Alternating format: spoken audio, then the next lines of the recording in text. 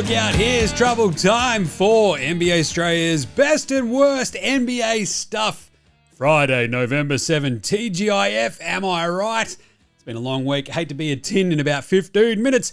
This is NBA Straya's best and worst of the day for your Friday. I'm James Clements here in Larry Armour Studios. Let's get into it with the daily. Oh, that's right, the whip around. Not much going on in the NBA today, but LeBron is back soon apparently. He's going to be re-evaluated in 1 to 2 weeks, which is neat. I mean, he's 41. If I was him, I'd be like, yeah, re-evaluate me in about 2 months. Just want to hang out. Come on. Damon Jones, you might remember him, hanging out with your man Chauncey Bet the House Billups. He's out there, just pleading not guilty and all the stuff that he's been arraigned on. And now I'm just a, lowly space chicken lawyer, but I reckon that dude looks super guilty. But again, I don't know. I'm no legal expert anymore. No Steph Curry for the game tomorrow against Denver. He's out with an illness. Sure. He's sick and tired of Draymond Green's crap. No Bam Adebayo for tomorrow either for the Miami Heat. He's actually out with a toe injury that they've done MRIs and stuff on. Doesn't look like he's going to be out long term, but he's out for at least tomorrow. Sticking with the Heat, poor Eric Spoelstra. His house burned down. Luckily, nobody was hurt, but it was chaos. I mean, look, you don't want anyone's house to burn down, but it's only slightly ironic that it was the coach of the Heat. Am I right? Anyway, no one was hurt. That's good. And finally, the Pacers, they waived our man Mac McClung, the only NBA player that looks like a 1930s coal miner and has won 3 dunk comps. And they picked up Monty Morris, which is kind of cool. I love it.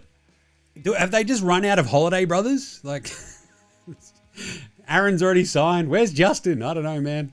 Anywho, let's do the game wrap from today because there's only one NBA game today because what they're doing in the NBA this year is they're trying to make sure that for the NBA Cup, no team is on a back-to-back. And with most of the other teams now sort of launching into their NBA Cup schedule, that means that there was no one really available for tomorrow. So, there you go. Let's get into it. Clippers, they got smashed by Phoenix, 115. This was the only game today. The Clippers looked awesome.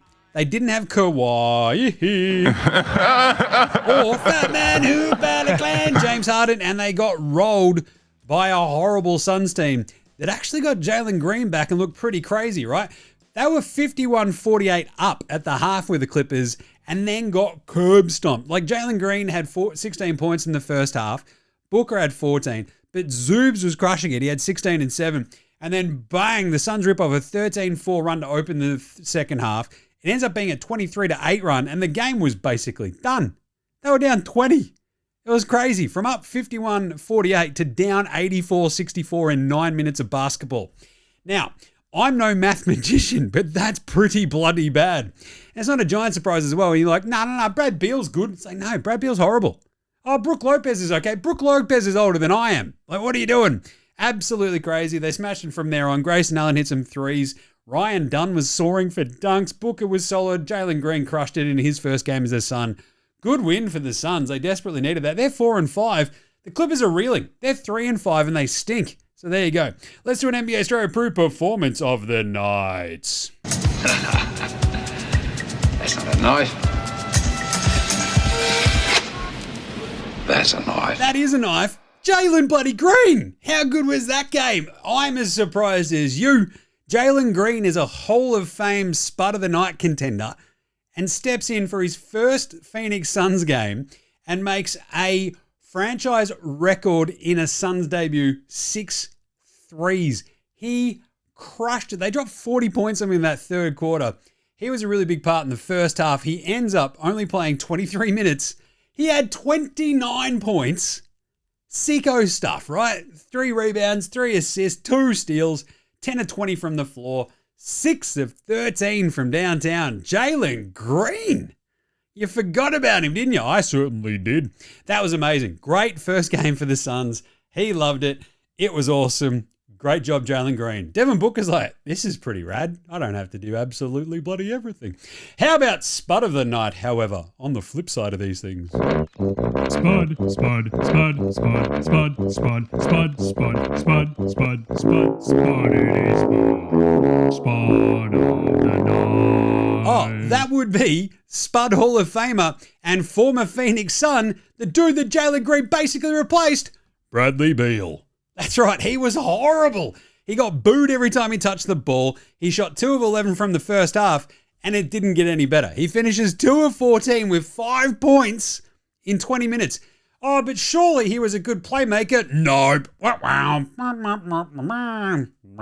1 assist, 2 turnovers. Brad Beal, you stink. That was brutal gear. Well, speaking of which, who's old mate no mates? Old mate, no mate. Old mate, no mate. Old mate, no mate. Old mate, no mate. Old mate, no mate. Old mate, no mate. Who's got no mates today? Well, that would be Bradley Beal in Phoenix. Booed every time he touches the ball. Why is that, Jim? Well, he just stole a bunch of money from the Suns and then held them out over the fire. Roasted their I've got a no trade clause. You can't do anything about me unless you want to send me somewhere good that I want to go to. And the Suns like, oh, come on, Brad. They end up paying him out to just go away. Brad Beal comes back having stolen all this money from the Phoenix Suns. He's now on the Clippers on the minimum because he's being paid by the Suns to play for another team and was rightfully booed. Rightfully. I think it's great. Fans are allowed to boo players. It's okay. That's what the millions of dollars are for. Oh, I don't like it when I'm booed. Shut up, nerd. You get paid millions of dollars. You can cop a couple of boos. It's going to be fine. You'll be right. Suck it up, princess. Right. Also, a bit of old mate, no mates. Poor Cooper Flagg. After the game yesterday, he's like, yeah, I've never lost this much in my life. And it turns out he's true. He already has more losses as a Dallas Maverick than he had in at any other level of his basketballing career. And then I guess in general, apparently old mate, no mates, all the Mavs have got no mates. They're apparently according to one of their beat writers, it's sad and dark vibes at practice. They were playing Drake's Marvin's Room. It's wow. The emo Mavs. Next time we check in, they'll be listening to Panic at the Disco and Paramore. Maybe with a brand new emo Matt. They all come out wearing dark eyeliner.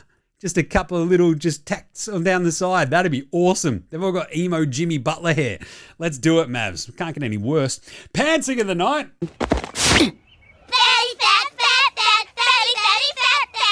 We're going back to the well. The Clippers got obviously pantsed by the Suns. When Ryan Dunn is throwing down absolutely sick, massive alley-oops like he did today, he looks really good too, doesn't he, Ryan Dunn? The other Ryan Dunn, as it were. Absolute laugher that game. You should be ashamed of yourselves, Clippers. But we didn't have Harden or Kawhi. Yeah, but this is the reason you've got all this depth. And you got curb stomped by the Suns. What are you doing?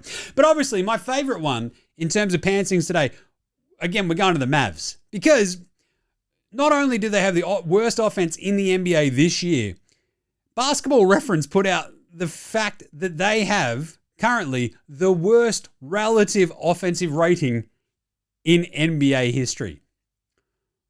Wow. That's not this year. That's not this decade. That's not the 2000s. That's ever.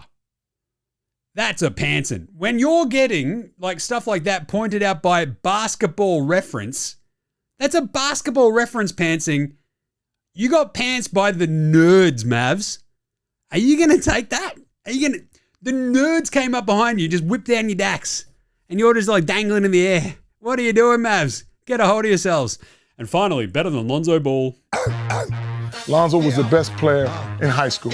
He was the best player in college. You think he'll get to the pros and be like, I made it to the pros, now I can be average. He's coming for everybody. Coming for everybody, I'll tell you what. Had a couple of interesting ones. There was a great stat from yesterday. Alexander Sarr, the French rejection himself, he's the third fastest player to reach 1,000 points, 100 threes, and 100 blocks in his career, trailing Wemby and Chet Holmgren. Alex Sarr, also a unicorn, question mark? Not bad. But obviously today he's better than Bronny James, Ben Simmons, Lonzo Ball. Cole Gillespie, as we call him here on NBA Straya. Cole Gillespie, 25 minutes for the Suns today. He only had the 1 point, but he had 7 assists, 5 rebounds, and a steal. He was going to be on Spud of the night, but then Bradley Beal just sputtered up worse than everybody. And Cole Gillespie, he was just out there crushing it. What about Iguodala as well? He had 12 minutes. He had 3 rebounds, an assist, and a steal. Not bad. And my favorite, Yannick Niederhauser. Yeah. 3 minutes, 4 points, 1 rebound. Niederhauser. Good on you, mate. Not bad. All right. That's it. That's the awards for today's best and worst in the NBA. How about a bit of a look ahead to tomorrow's NBA Cup slate. It is massive. We've got so many teams. I think we've got 11 games tomorrow. Let's have a look. You can follow all of our picks and vibes over at Dabble. Use the code NBA Straya for that, of course. The link is in our bio. The link is in the show description. Go nuts. Obviously, follow what we do. That's what we do. NBA Cup, everybody else kicking off. Boston at Orlando. How good is that game? Boston plus 3.5. I'm probably going to take the Celtics because they've at least not been horrible. I think Orlando win this, but I think it's an absolute nail biter. We'll take Boston plus 3.5. Cleveland. That's right. We're going Cleveland. That's right. Minus 13.5 in Washington. We're going the Cavs. Washington are a train wreck. Cavs, they get Garland back. They're just good. They need to win these. Like the NBA Cup is great, right? Because if you're kicking the crap out of a team, you need to keep kicking the crap out of them because point differential actually matters. Toronto at Atlanta. Fascinating game. I think I'm going to take the Hawks minus 1.5. The Hawks at home. The Raps, look, they look solid when they're playing at home.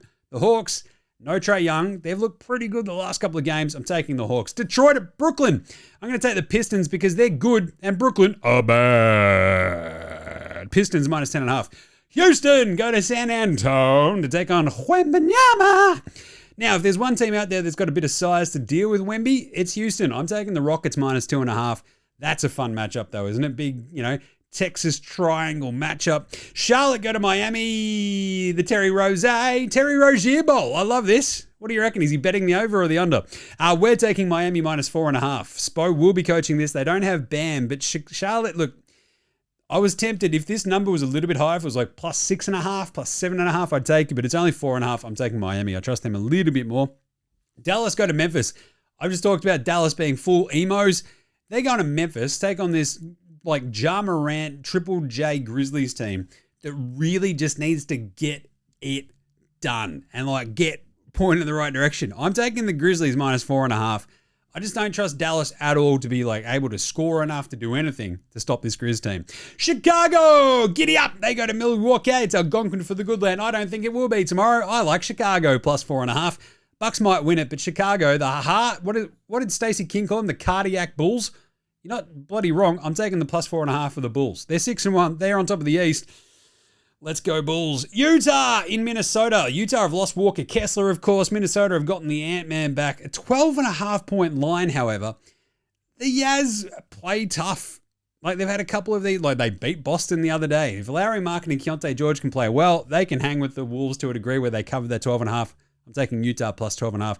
Golden State in Denver. No Steph Curry. We're taking the Nuggets minus 9.5. I'm not entirely convinced there's enough offense for that Warriors team to stick with Denver in Denver, right? If this is in Golden State, maybe, but I'm taking the minus 9.5 for the Nugs. And then finally, OKC versus Sacramento. They just beat them. Fires a laser. We're taking the Kings plus 10.5 again. The Russell Westbrook experience is awesome. It's chaos. They might get some of their dudes back. I'm going to take the Kings plus 10.5. OKC still win. So there you go. That's the best and the worst in the NBA today. Tune in to NBA Australia every day for everything NBA. Of course, subscribe or I'll fight you. Now, this is NBA Australia saying have a great weekend. Look after yourselves, would you? And later, hosen.